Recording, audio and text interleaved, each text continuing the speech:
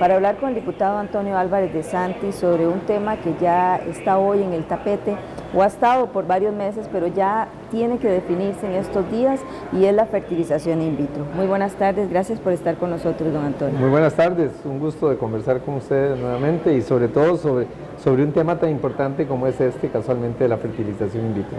Don Antonio, decía que meses, pero yo creo que son años, desde el 2000 que la Sala Constitucional declaró esta práctica ilegal acá en nuestro país, se ha venido hablando y se ha venido tratando de solucionar. Sin embargo, en el Parlamento no han podido haber acuerdos. Pareciera que el gobierno hoy enviará o ya envió a consulta un proyecto, decreto, que sería ya esta la vía, don Antonio, para resolver este tema, como dice usted, tan importante. Sin duda, yo he sido uno de los más fuertes críticos del gobierno de la República en su manejo del país, en su política económica, en su manejo político.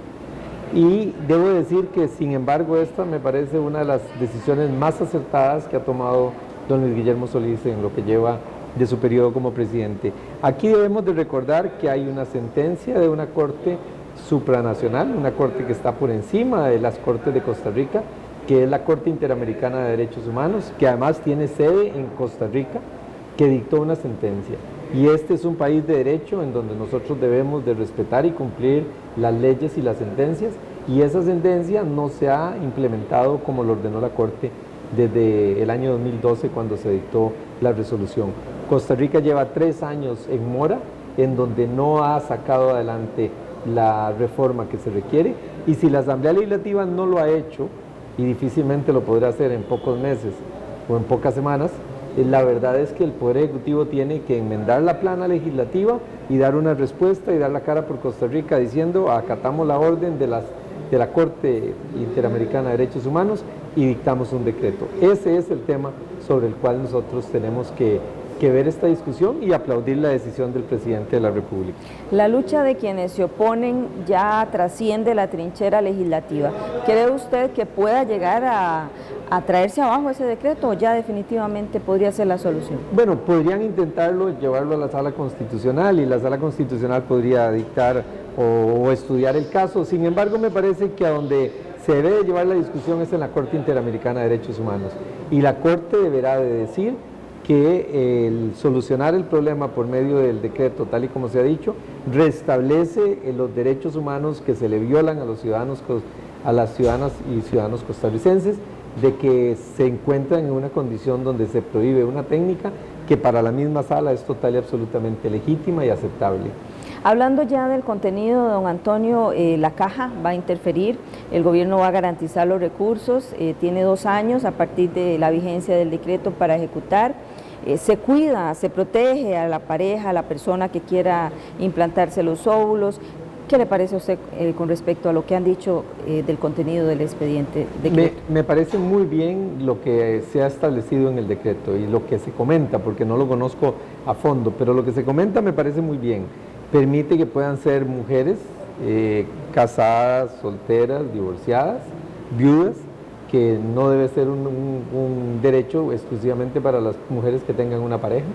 Me parece que ese debe ser un tema que la mujer debe de poder tomar esa decisión. Se respeta y se evita el abuso de lo que son vientres de alquiler, venta de gametos, se preserva la vida, solo se van a autorizar 2 ovocitos, y en general me parece que los aspectos más modernos de la técnica de fecundación in vitro están siendo cubiertos en lo que el decreto establece.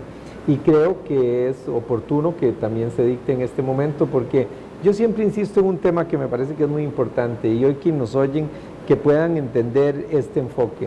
La fertilización in vitro está prohibida en Costa Rica solo para las familias que no tienen recursos económicos. Los que tienen recursos económicos se montan en un avión y pueden ir a Panamá, Colombia, Miami, a varios destinos, y pueden practicarse la técnica de fertilización in vitro. Es en realidad una odiosa discriminación que solo lo prohíbe a aquellas personas que no tienen dinero, y eso es muy triste, porque es una discriminación económica. Por esa razón me parece que ya es hora de que el país dé un paso adelante en este tema y que el Poder Ejecutivo le enmiende la plana a la Asamblea Legislativa, lo cual me duele muchísimo porque yo soy un fiel defensor del Parlamento no porque ahora sea diputado, sino porque creo en el sistema de la división de poderes, pero ante la omisión tan prolongada de parte de la Asamblea Legislativa, tiene que haber una decisión por parte del Poder Ejecutivo. Don Antonio, bueno, cambiando de tema, y si usted me lo permite, ya llegó el presupuesto de la República a la Asamblea Legislativa, ya se habla de algunos recortes, de que no están satisfechos los diputados de los recortes que hiciera ya previo el gobierno, y también la posición de la reforma a los impuestos. ¿Qué opina usted al respecto? Bueno, del presupuesto de la República me parece que la información que han dado las autoridades de Hacienda no es una información transparente. Se ha hablado de que el presupuesto va a tener un aumento prácticamente de cero y no es así. El presupuesto está aumentando en 4% los gastos del Estado, cuando la inflación es mucho menor que eso. Hay rubros en los que el aumento ha sido desproporcionado. Me parece que hay que revisar el tema de las universidades, donde se ha dado un aumento del 7.38%. Creo que eso amerita que se discuta y se converse nuevamente, y creo que ahí tendremos que tener un mecanismo que nos permita poder revisar todas las partidas para tomar una decisión final. Y en cuanto a los impuestos, Liberación Nacional ha sido muy categórica en que vamos a respaldar una propuesta fiscal que signifique aumento en los impuestos si hay a la vez una decisión de parte del Poder Ejecutivo de que caminemos con lo que es la ley de la modificación a la ley de pensiones y la modificación de empleo público. Si vamos a decirle a la gente que pague más impuestos, también tendremos que decirle que el gobierno está limitando sus gastos y sus erogaciones en aras de que podamos tener un equilibrio fiscal. Costa Rica tiene que ver la experiencia que vivió Grecia para que, viendo lo que le ha pasado a otros países, podamos tomar decisiones oportunas. Con respecto al impuesto que cayó de sociedades anónimas, ¿se habla de la Asamblea de reactivarlo o ya se ha descartado este tema, que serían recursos frescos al Estado? Sí se ha discutido el reactivarlo, pero por lo que he podido conversar con la mayoría de los diputados, entiendo que el criterio generalizado es que la tasa que se estableció es muy alta y que tendremos que buscar una revisión en el monto del impuesto. Bien, muchísimas gracias, don Antonio, por sus apreciaciones con respecto a temas que ya suenan acá en el Congreso. Muchísimas gracias por su compañía.